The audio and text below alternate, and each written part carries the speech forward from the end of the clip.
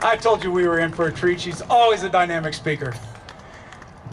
You know, folks, we've got a lot of things facing in this nation coming about. We've got a government that is spending out of control. Right now, if you bought a treasury, you basically are investing in lending the federal government $1,000. If you made $20 an hour, it took you 50 hours to earn that $1,000. The reason a lot of people believe that they're overspending to the level that they are now is that when they pay us back with inflationary, hyperinflation of the dollar, it will only take 2 hours at $500 an hour to pay us back. So we're lending the federal government 50 hours of labor. And they're going to pay us back with 2 hours of labor. That's hyperinflation. And ladies and gentlemen, when it comes, we're going to see a situation come about where we're going to have the federal treasury's revenues coming in and won't be able to be supported by the level of debt and interest necessary to service this $17+ trillion.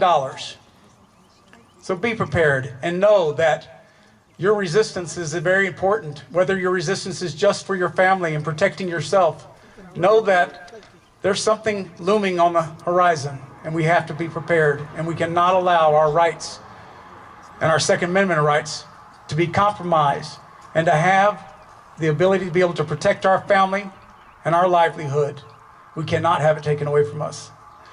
Our next speaker, Mr. Thomas Maddox, he grew up 4 miles away from the San Jacinto battlegrounds, the Battleship, Texas, and the capture site of Santa Ana.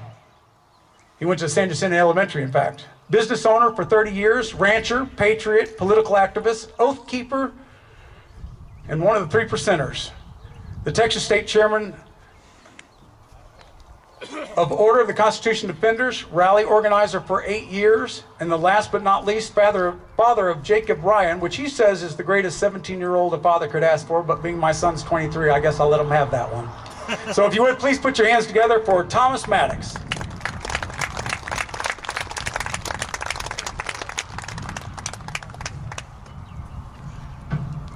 First of all, I want to thank all you for showing up. I want to get you guys involved. It's a little bit short for me. How many people drove? I want to see a show of hands. How many people drove 10 miles? Raise your hand. How many people drove 50 miles? Raise your hand. How many people drove 100 miles? Raise your hand. Well, give yourself a big round of applause for showing up. Okay, I'm going to say some things today that are going to make you mad. Okay, that's my job, to make you mad. Does anybody remember the story of the guy that said the earth is not flat? That it's round? Does anybody remember that story? What did they do to that guy that said the earth is round, it's no longer flat? He told this to kings and queens. They arrested this guy for saying the earth is round. So I'm going to say some things today that are probably going to make you want to throw me in jail, but you can't, okay? Okay, by a show of hands, who was the author of the Constitution? George Washington? John Hancock? Ben Franklin? Or Thomas Jefferson?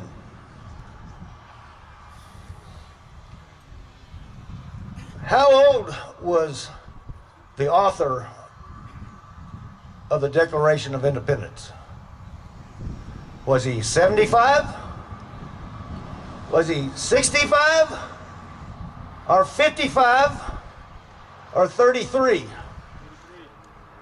Thomas Jefferson was 33 years old when he was commissioned to write the Declaration of Independence.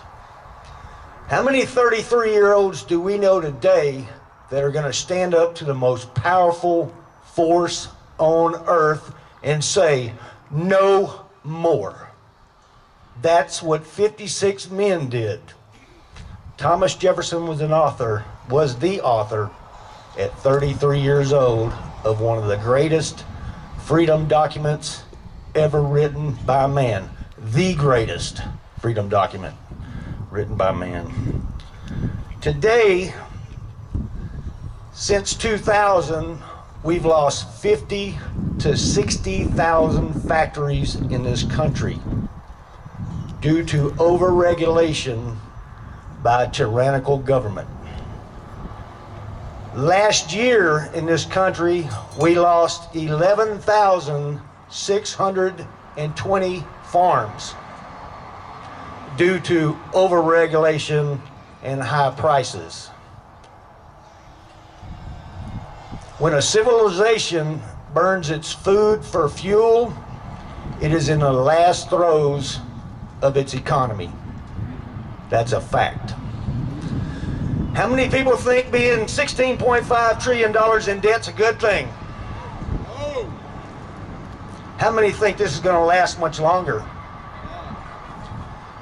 Every 100%, every paper currency in history has failed. If you're not planning or doing something, you need to start, okay? We're not going to get on that too much. Okay, I'm going to switch over to the Constitution.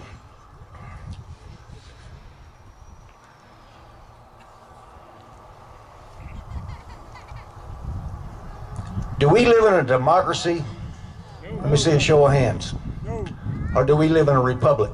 Republic. Constitutional representative republic. How many times a day do we hear the word our democracy? Often. Are these people these people are our leaders? Well, they're our public servants in office. I hear this on a daily basis. But every time we say the pledge, we say, to the republic for which it stands. That needs to remind us that when those people say democracy, they're talking about something not in this country, they're talking about something else. They're either committing sedition or they're committing treason to this great nation when they say it. I've heard everywhere from Democrat presidents to Republican presidents use the word democracy. I've heard our governor use the word democracy. The Republic of Texas is not a democracy. Our rights in the Constitution come from God. They do not come from government. And only a few of them are written in the Constitution. 10 of them. There are many more rights that you have that are natural rights. And our law comes from the common law. And that means do no harm. And the reason the founders wrote these 10 up there is for all of our public servants to see them. They cannot violate these. These come from God. A well-regulated militia being necessary for a free state. The right to keep and bear arms shall not be infringed, period. Now, does that say that I need a license or a permit from my servants? No. I don't need a CHL permit. I have a right from God to protect myself and wear my firearm daily. Somebody was up here earlier and said the right to keep and bear arms protected his permit. That's BS. The right to keep and bear arms is my permit. It's written in the Second Amendment, given to me from God. All right? Everybody got that? Thomas Jefferson said, the strongest reason for the people to retain the right to keep and bear arms is at last resort to protect themselves against tyranny and government.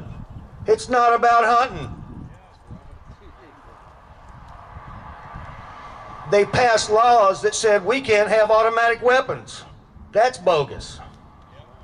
The right to keep and bear arms shall not be infringed, period. If my government has an automatic, I ought to be able to have an automatic. Right? Fully automatic, not semi-automatic.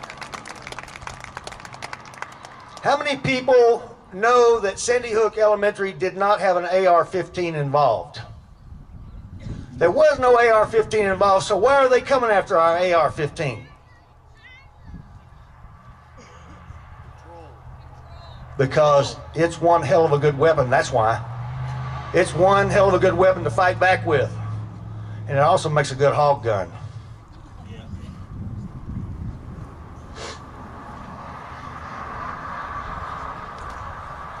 Ladies and gentlemen, The Declaration of Independence was written to tell a tyrannical government no more. We are at that stage today. Our country is being deindustrialized. We will soon make nothing due to all the regulations that they have written.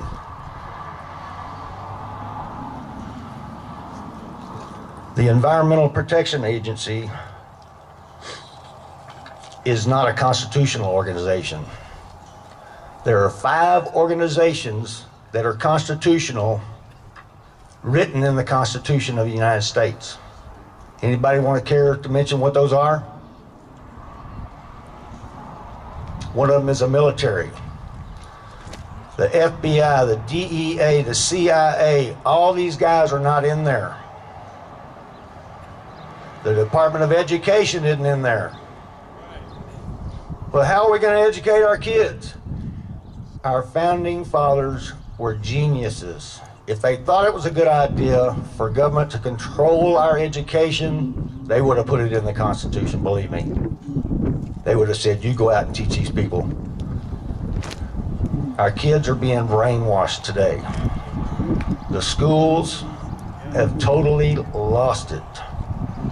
How many took Constitution class in their high school, junior high, elementary? I can't even remember it. It went by that fast. And I was really bored in school, so I really didn't care to pay attention.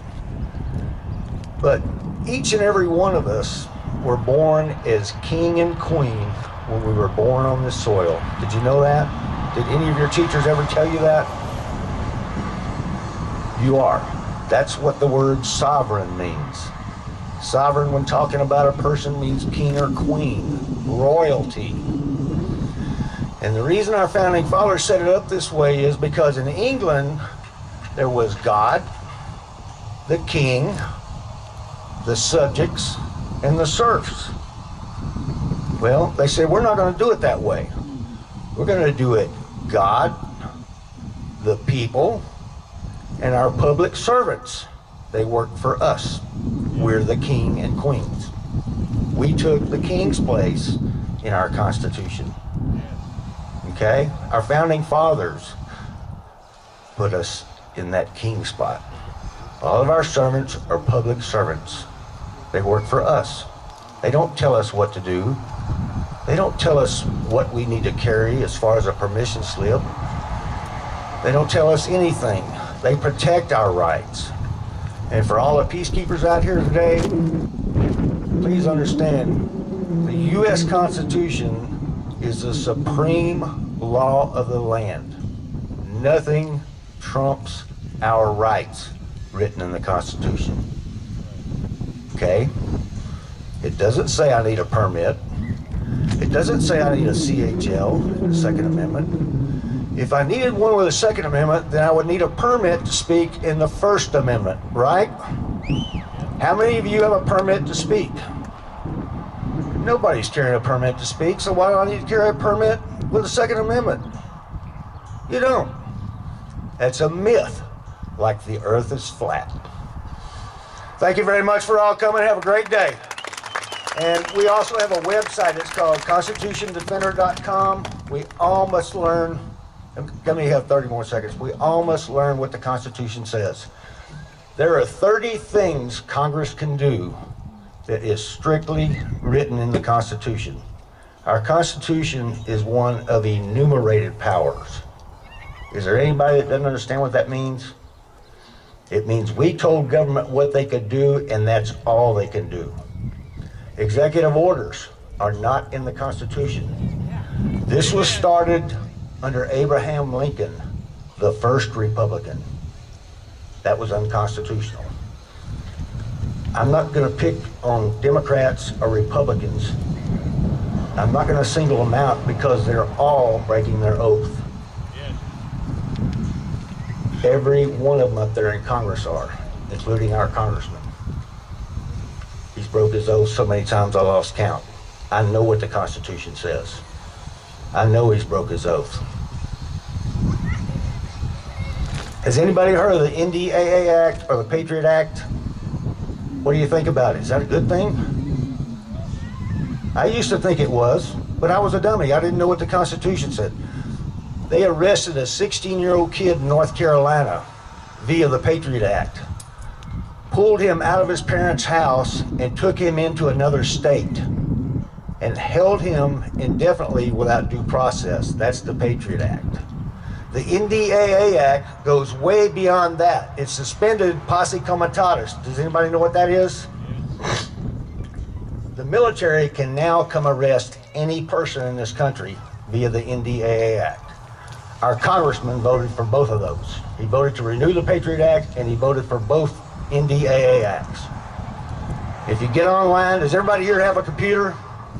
Get online and type in NDAA Act 1021 and 1022.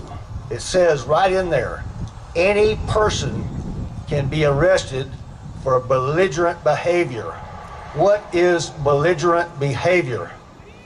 That covers a wide area. I could probably be arrested today for what I'm saying right now. But if I make it to my 44 over there, ain't nobody gonna arrest me. God bless America, and thank you for coming.